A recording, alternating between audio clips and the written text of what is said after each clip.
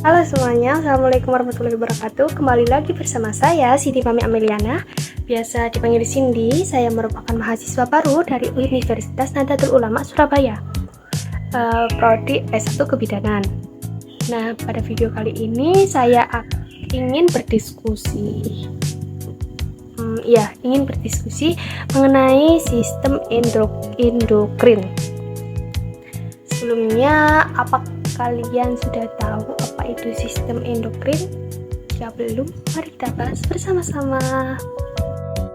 Sistem endokrin adalah jaringan kelenjar yang memproduksi dan melepaskan hormon yang membantu mengontrol banyak sekali fungsi penting, termasuk kemampuan mengubah kalori menjadi energi yang digunakan untuk menjalankan fungsi seluruh sel dan organ tubuh.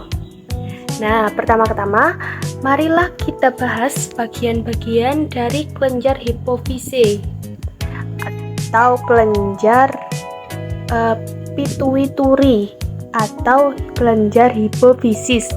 Nah, kelenjar pituitari atau juga dikenal dengan kelenjar hipofisis adalah kelenjar yang memproduksi berbagai hormon penting untuk mengatur banyak fungsi tubuh manusia.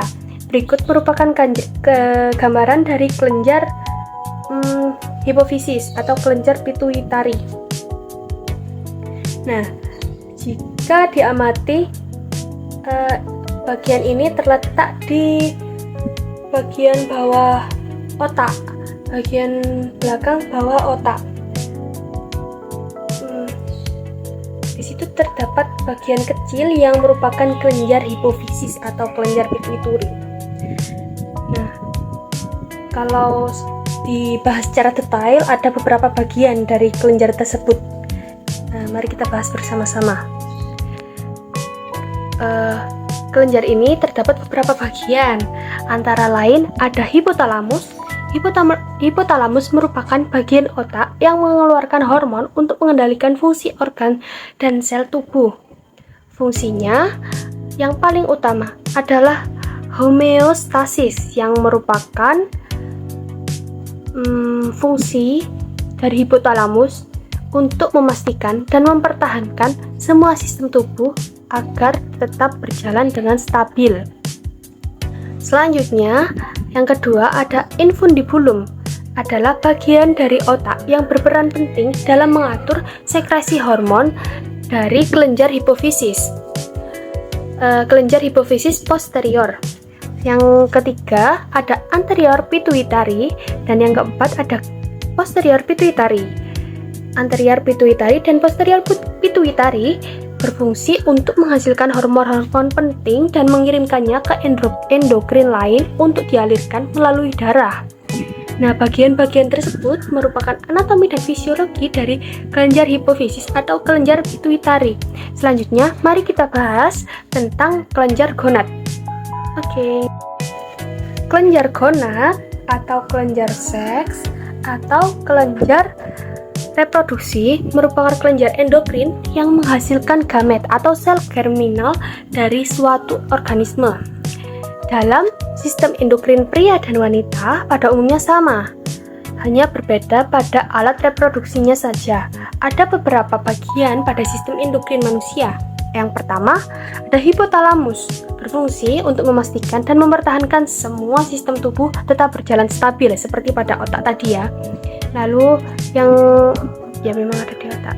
Lalu yang kedua ada pituitari, yang berfungsi untuk membuat beberapa hormon penting dan mengirim sinyal ke sistem endokrin lain untuk melepaskan hormon. Yang ketiga ada pineal, yang berfungsi untuk memproduksi melatonin secara aktif pada malam hari. Nah, yang pertama, kedua, dan ketiga yang merupakan hipotalamus, pituitari, dan pineal ini terletak pada bagian otak. Lalu yang keempat ada tiroid, berfungsi untuk memproduksi serta berperan dalam mengontrol proses metabolisme tubuh. Lalu yang kelima ada paratiroid.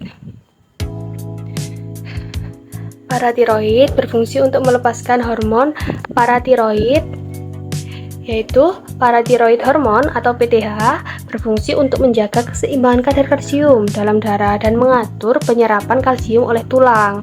Dan yang keenam ada timus, sebagai sistem limfatik. Kelenjar ini ikut berperan dalam fungsi imunitas tubuh. Yang ketujuh ada adrenal, berfungsi memproduksi dan melepaskan berbagai hormon penting dalam tubuh yang mendukung sistem metabolisme, imun, emosi, dan sebagainya. Yang kedelapan ada kidney atau ginjal. Ginjal ini berfungsi untuk menyaring racun yang ada dalam tubuh serta menjaga keseimbangan garam dan mineral, memproduksi renin, pengatur tekanan darah, memproduksi vitamin D, lalu menghasilkan eritropoietin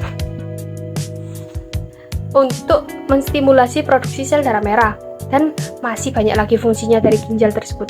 Lalu yang kesembilan ada pankreas, berfungsi untuk menghasilkan enzim kelenjar pencernaan yang dialirkan ke saluran cerna. Yang kesepuluh ada ovari. Ovari ini terdapat pada sistem reproduksi wanita. Ovari atau ovarium berfungsi sebagai tempat sel telur yang dihasilkan dan dikembangkan guna mempersiapkan pembuahan. Nah, lalu yang ke-11 juga ada uterus. Uterus ini juga ada pada sistem reproduksi wanita. Uterus ini sebagai tempat penampungan sel telur yang telah dibuahi hingga membentuk janin yang siap untuk dilahirkan. Lalu yang ke-12 ada teste. Teste atau testis terletak pada sistem reproduksi pria. Testis ini berfungsi untuk memproduksi sperma dan hormon testosteron. Nah, semua bagian yang sudah saya sebutkan tadi merupakan bagian-bagian dari sistem endokrin. Jadi, sudah tahu bukan apa itu sistem endokrin beserta bagian dan fungsinya? Nah, mungkin sekian yang dapat saya sampaikan mengenai anatomi dan fisiologi pada sistem endokrin manusia. Saya memohon maaf, mungkin masih banyak sekali kekurangan dari penjelasan yang saya sampaikan. Sekian video dari saya. Saya Sini Mami Ameliana pamit undur diri. See you on the next video. Wassalamualaikum warahmatullahi wabarakatuh.